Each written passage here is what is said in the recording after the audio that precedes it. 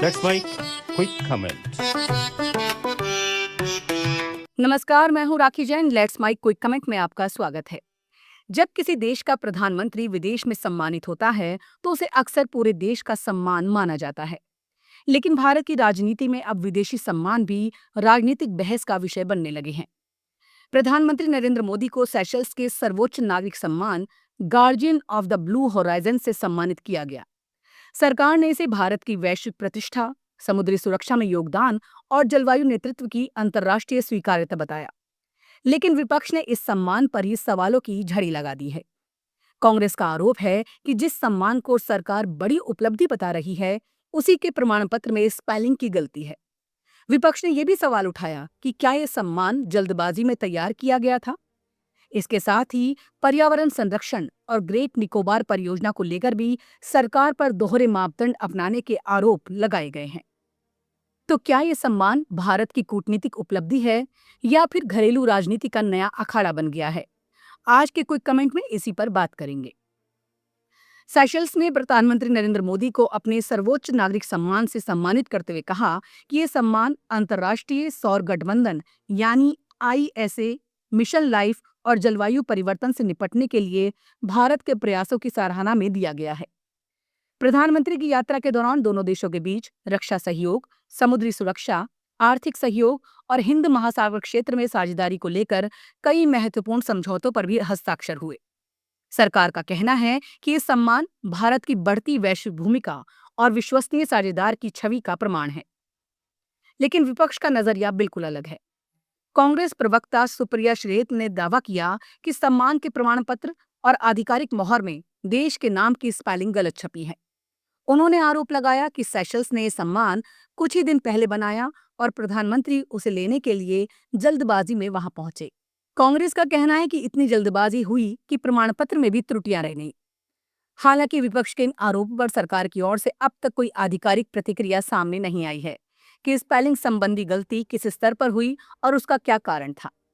यदि वास्तव में ये केवल मुद्रण या टाइपिंग की त्रुटि है, तो इससे सम्मान के औपचारिक महत्व पर कितना असर पड़ता है, ये अलग बहस का विषय हो सकता है। लेकिन विपक्ष ने इसे सरकार के प्रचार अभियान से जोड़ दिया है। विवाद यही नहीं रुका। कांग्रेस ने प्रधानमंत्री की पर्यावरण संबंधी छवि पर भी सवाल उठाए।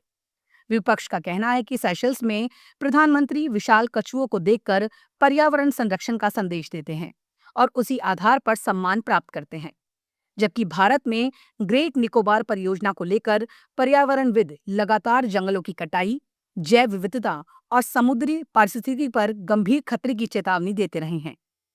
कांग्रेस ने इसे मास्टरली हाइपोक्रेसी यानी पाखंड की पराकाष्ठा बताया।